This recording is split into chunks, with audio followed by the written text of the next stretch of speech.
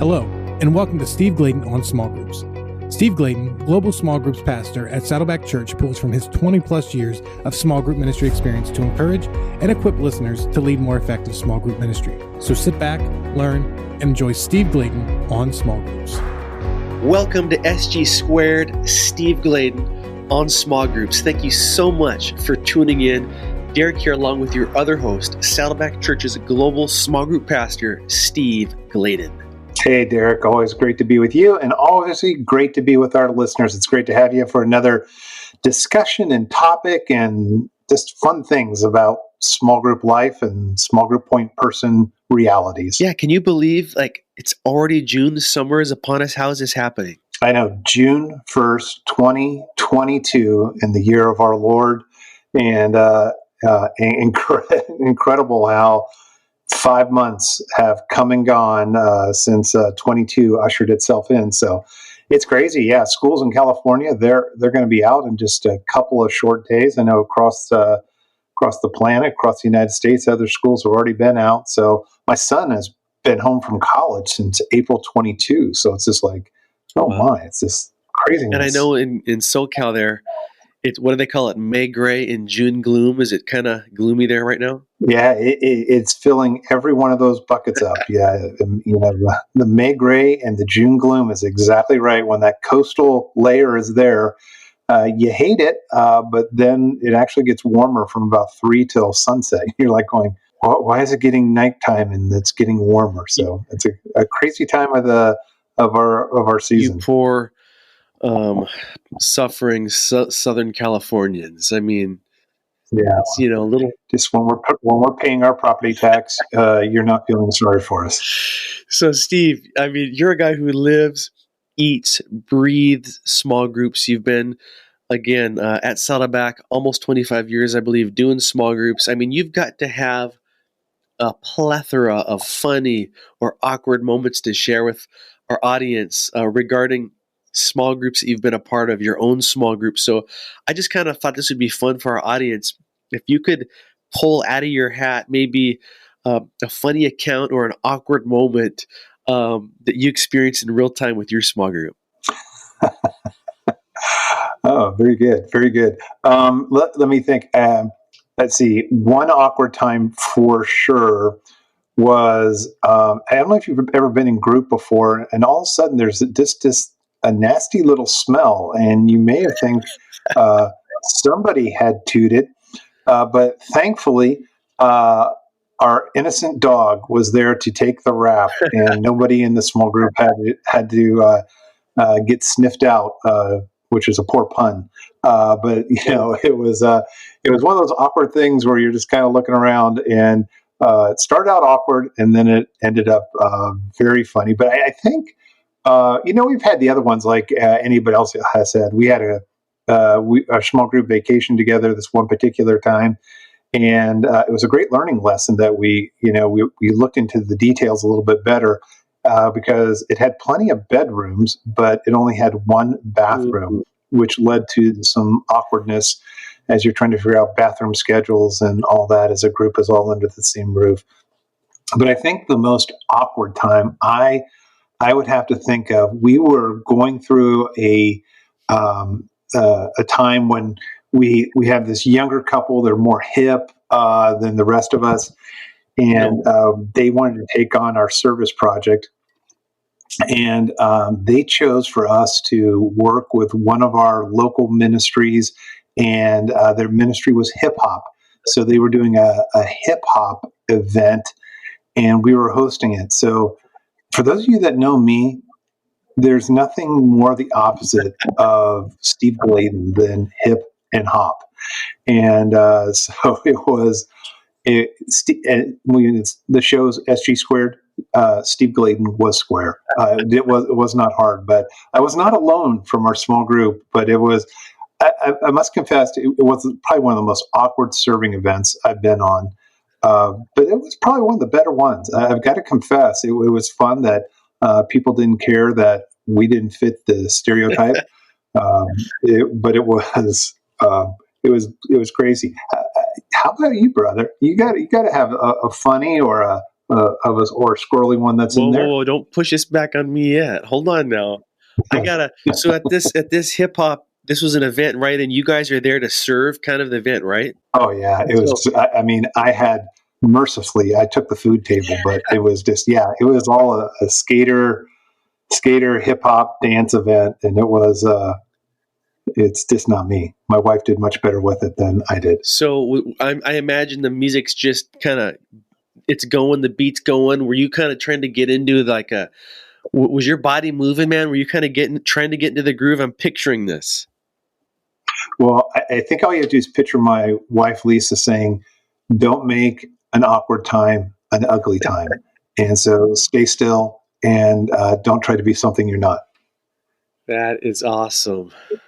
And regarding the dog one you shared at the beginning, are you sure that was the dog, or? All I can safely say is it wasn't me. So you know what? What happens in group stays in group, but that preferably not to stay not much longer in group. So we tried to air that one out. To answer your question, so I know there's been so many funny things and awkward moments. I guess I'll share one awkward one for the sake of time.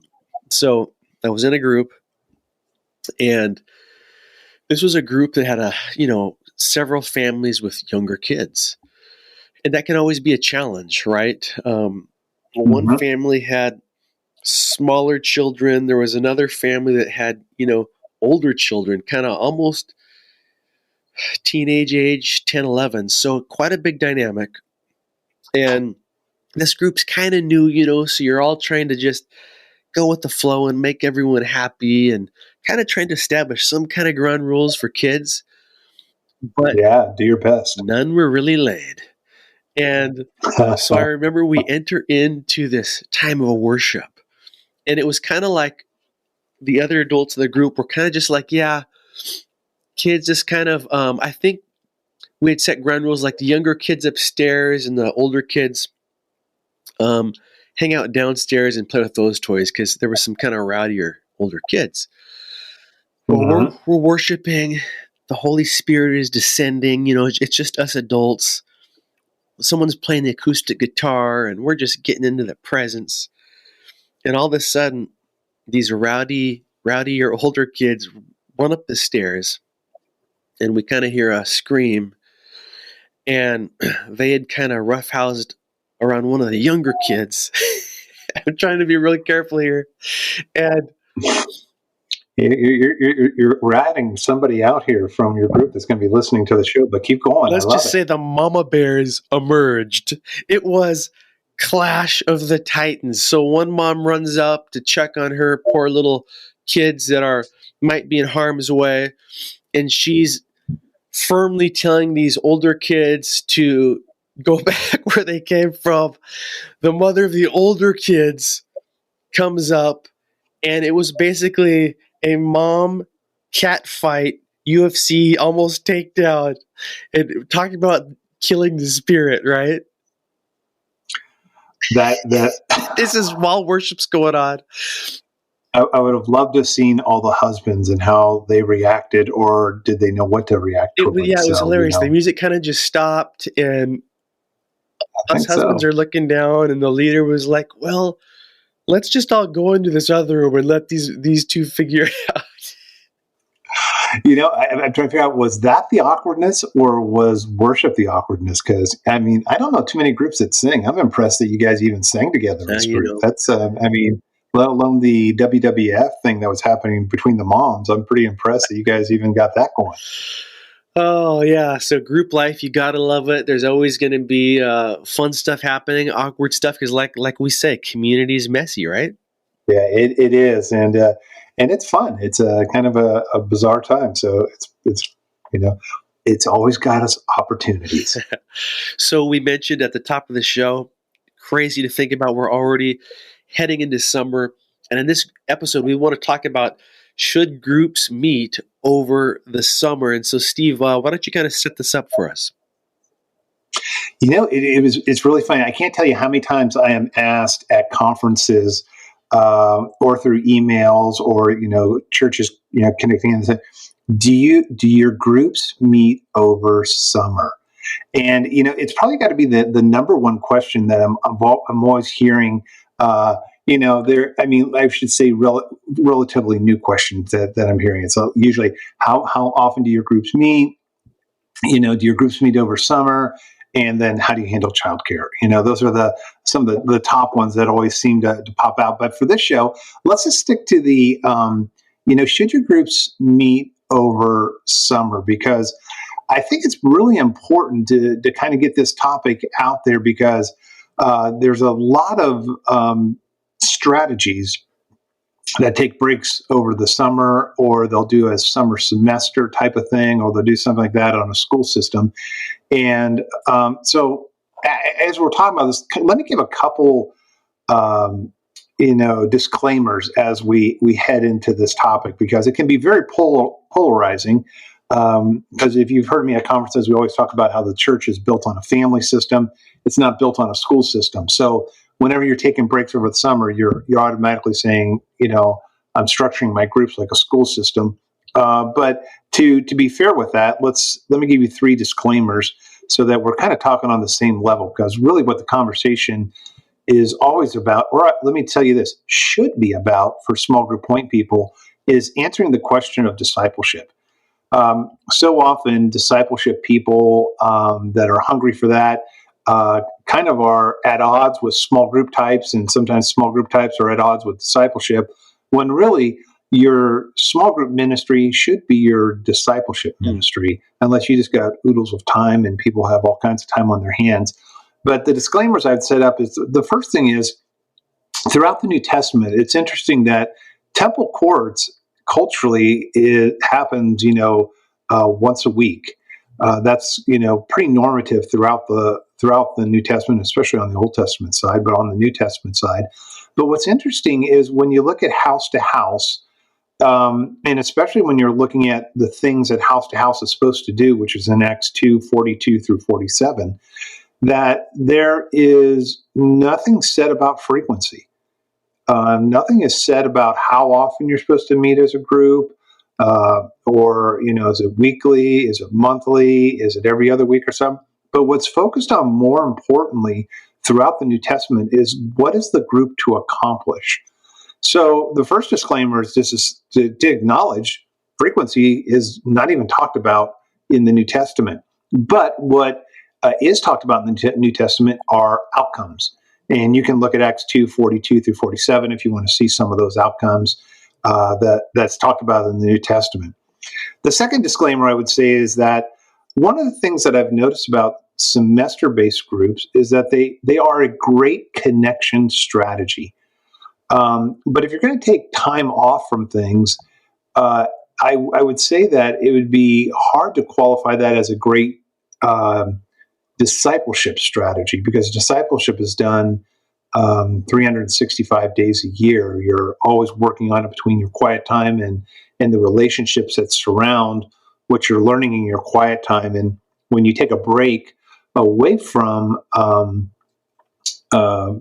discipleship, it'd be like taking a break away, if you're going to take the summer off from being a parent, or take the summer off from being married. So it'd be some unique pieces, some dots you'd have to connect them and figure out, how is a break going to be our discipleship strategy? Now, if you're just trying to get connections going, and you're trying to do a connection strategy, I would say it's a great connection strategy. But if you leave it there at the connections, then I think it's kind of messed up. The third disclaimer I would throw out there is that throughout the Bible, the format of coming together like a traditional small group or a traditional Sunday school class is not modeled at all. Come together, do an icebreaker, do a study, discuss it. What are you going to do with it? Things like that. It's a component. But again, when you look at Acts 2:42 through 47, is that what a small group is made up of is, all kinds of variety. So based on those 3 things, I would want to tackle, 3 dangers that if you're going to break over summer. Now, if you're just purely a connection strategy and you're not worried about discipleship, then I would say, turn off the podcast or fast forward to the end, or hear the three things and see how you'd want to work it into your discipleship strategy. But I think there are three dangers that you just got to be aware of as you approach the typical summer break that sometimes you can put people on. I liked the point you made about the Bible not necessarily being clear about the frequency of the house to house. Interesting point. Never really thought about that. That's great to take note of. So thanks for the disclaimers there. What would you say are, Steve, are some of the things you typically hear about why groups do not meet? Well, I would say the first danger is that if you're going to talk about discipleship, it's about spending time together. I'll get to your question, but let me kind of frame it up first with this one. And that is, your danger is that it's the first thing I would say, it's about spending time together. And, there's a famous sermon that was talked about, it's about the weekend stupid. I would say that if you're doing discipleship, it's about being together. It's about time together. And it's about together stupid is how I'd frame it, I guess, if I was going there. Because you've heard me talk about this on different shows before, just being able to talk about that.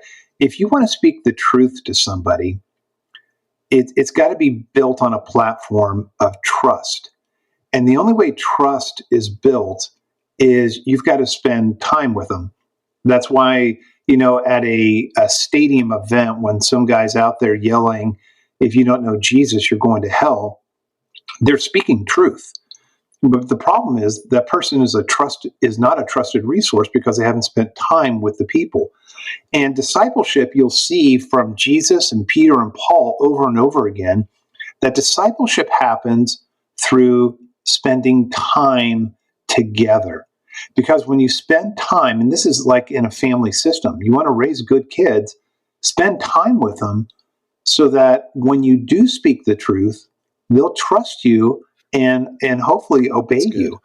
And so part of it is that one of the dangers you're doing is you're killing great time opportunities or memory opportunities because you want to spend as much time together with people so that when you speak the truth, and I can give you examples of the truth being spoken to me and me speaking the truth, and the more trust I have through having great relational time with them, then the more aptitude they have to apply the truth, which is when you apply truth, that's discipleship.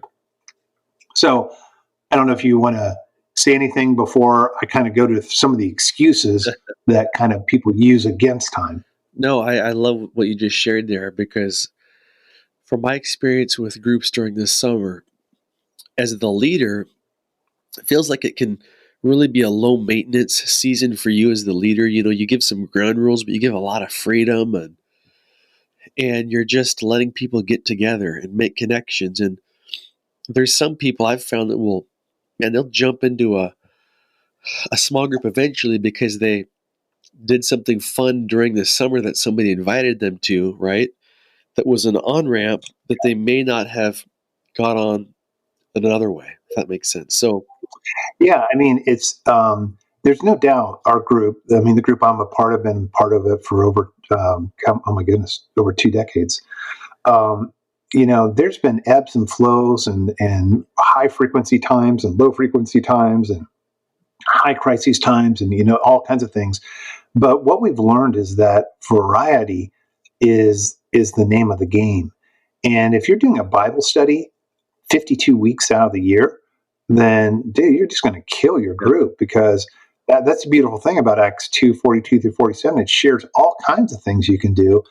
And a lot of the fun things, like what you just were mentioning, they're easier to do during the summer with that. But I digress. Let me go into 3 things I hear a lot about this time issue. One of the things I always hear from small group point people is, people are on vacation. They're on vacation all the time. And I don't know about, the listeners on the show, but it's rare that Rick comes to me and says, hey, summer's coming up. Why don't you take the next 12 weeks off? There's just no such thing. And there's no doubt that more people will take vacations during the summer, but maybe they're gone 2 weeks. Generally people aren't gone all that much. And even so, it's still a great opportunity to build relationships with, who's ever in town, unless, the whole small group goes on vacation, then I would go all for that. But people are always on vacation. And that's one of them that I hear quite a bit that, I'm like, oh, really? I think during the summer, kids are about the only one that really get the whole summer off with that. The other one I hear oftentimes is different parts of the country that have poorer climate throughout some parts of the year, is that when the climate gets better, they're gone all the time. And again, I don't know about you, but I still have to work Monday through Friday. I may be gone the weekends sometimes if I have the weekend off. But again, is it really true that everybody in your church is gone? Because what I've noticed on the first two reasons is that they don't stop the weekend service. I don't see too many churches go into the summertime saying, hey, you know what, it's summer. We're not going to have the weekend service till come September after Labor Day. They don't, the weekend service never takes a break. But yet for some reason we put it in our heads, which I think leads to the third excuse, which may be the one where I get the most fan mail from. But sometimes we don't meet over the summer because we have what we call vision leakage. And we don't even know where we're doing or where we're going as the small group point leader. So, sometimes it's our fault because, we're trying to look for a break instead of using the calendar year as a strategic benchmark. And so, there can be all kinds of things, but I would say the first danger is that you're really, for discipleship to happen, is you're sabotaging great times together with your groups. Great points. Great points. Another thought I had was, and I was going to share, because as you know, Steve, I lived in Alaska for a season. Oh, that's right. If there's any place in the world where people want to be outside and gone, it's Alaska, right? Like, it's the sun goes down about 3 p.m. in the winter months, and so you get some of that back in the summer when the sun's up nonstop 24 hours. So people are just out, want to be outside. But I remember when I was leading groups at my church up there in Fairbanks, we launched Interestbased groups. And I mean, it was probably one of the most dynamic semesters we ever had in small groups. Was the first summer we launched Interest-based groups. We had mountain biking groups. I almost got killed being a part of that group. You know me. I'm recruiting. Hey, I was casting vision to a friend. You'd be great. You guys leading this mountain biking group. We got a bunch of mountain bikers, and they said, "Well, we'll start it if you join." So literally, I crashed down a mountain in Alaska and almost broke my wrist. It was intense, but it was fun. Great memories. All that to say, that to me proved that if you're all in as the leader casting vision, man, you can thrive in the summer group. So yeah, people will make time for what's meeting their needs or what's scratching an itch. And wherever you start it with, whether it's a short-term group over the summer, whether it is your interest-based one. I mean, when the goal is discipleship, you want to maximize every bit of time to build, towards when you can really get into the nitty-gritty of what makes discipleship happen. Because throughout when Jesus was with the disciples, there were laid-back times and easy times. There was also some very intense times in ministry where, it was all hands on deck. And so it's just a fascinating concept. Okay. So what, did you have a third point too? Well, actually, I got a second point. So, we should probably tell the listeners you're on some serious drugs right now for your allergies, and you're like 9, brother. But that's okay. Let me rifle this through. Number 2. So the first thing that one of the dangers is that you're sacrificing time together to to build that trust so that when you need discipleship to happen. Another hurt that can happen with this in the area of discipleship when you start your groups over the summer can be that you may be hurting the very groups that can meet over summer the easiest. And one of the examples that I share is that when our kids were all in elementary school and junior high, and yeah, even in high school, summertime was the easiest time for us to get together. Well, why? Because during summer, there was no homework. So every day was a Friday. And the other thing, too, is we had no competition because sports really weren't in full force like they are during the school year. And so ironically, if our best traction time, where we saw a lot of great quality time with us meeting as couples, was during the summer. And so one of the inadvertent dangers you could do is that the very fact when you say, hey, we're stopping over summer, you may be killing the groups where they could thrive the best. Now, again, if you're all about, trying to get a connection strategy going, and so you're having all the groups start together, all the groups stop together, all the groups start and stop together, then this may not be as applicable. But if you're in the process of trying to say, okay, how do we help maximize, throughout the calendar year? I mean, you don't know what are the best times or the worst times. And if you do a unilateral, we're all stopping, then you could kill some of the groups that could meet the best. Great point again. Yeah, because you've got those different groups. Some people are real rigid. They want to stick to a semester. As you know, at Saddleback, you guys will end a specific semester or season, but you got those groups that still want to get together and meet. They're having so much fun. There's such a great dynamic. And yeah, and you're trying to build off, let the people. The important thing I would say is that you've got to define what you're wanting in a disciple. Let the group figure out the frequency, how often they meet. You don't care how they get there. I mean, I heard the best way. I heard this great illustration, and I told the guy I was going to rip it off and not give him any credit, so I'm going to follow through with it. But I was talking to Randy Stone, who's one of the professors down at New Orleans Seminary, and he had this great analogy that, when you're trying to get from point A to point B, some people may take a car there. Some people may take a boat. He was using an illustration going from New Orleans to St. Louis. He goes, some people may, just take a boat up the Mississippi. Some people may take an airplane. Some people may hike it. The bottom line is you don't care how they're going.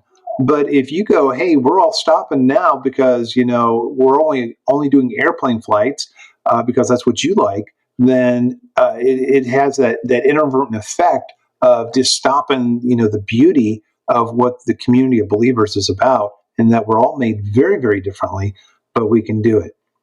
And which leads to the third danger that I think is there, and that is no one rises above the leadership bar that you set. So again, as a leader, what I would ask you to do is just saying, again, kind of bleeding point one and point two together, is that if you don't have a vision, if you don't understand what you're trying to build as a disciple, then it's going to be hard for you to be able to set the course for what you want to see happen in the area of discipleship. Now, obviously, we want you to be in line with your senior pastor, but what can happen very easily in this moment is that when the leader is setting the course and you have the bar set so low and just leave it low, what can happen is that you're going to train a bunch of people never to step over what bar you set. So instead of setting the frequency schedule, what you may want to start doing is saying in your leadership is understanding that no one's going to rise above what you set. So set it for the highest point you can go to and give people ideas and strategies for how to get there.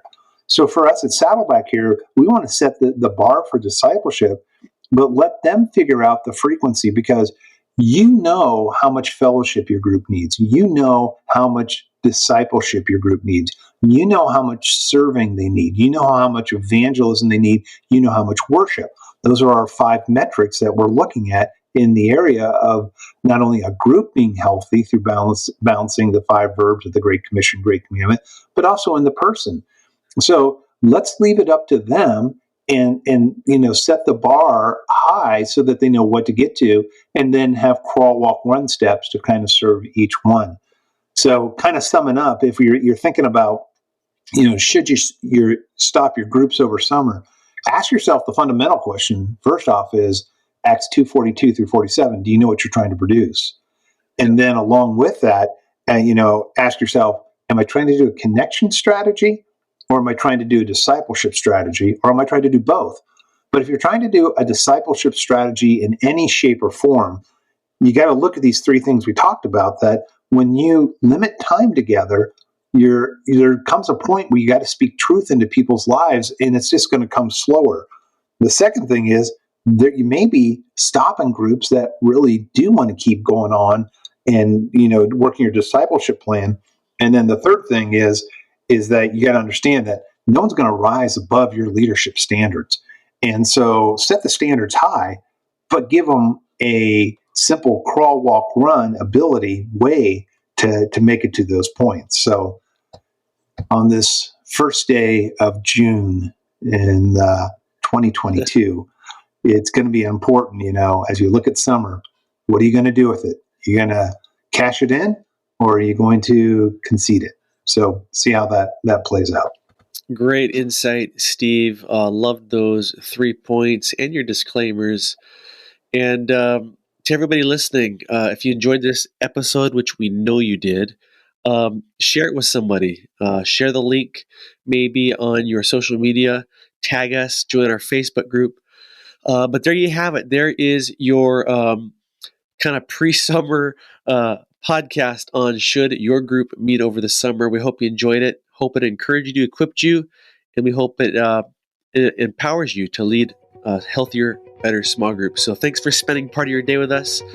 Until next time, goodbye. See you later, guys. Thank you for listening to Steve Gladen on Small Groups. If you like what you've heard, make sure you subscribe to Apple Podcasts, Spotify, or wherever you get your favorite podcasts. If you want to learn more, make sure you check out smallgroupnetwork.com for more resources.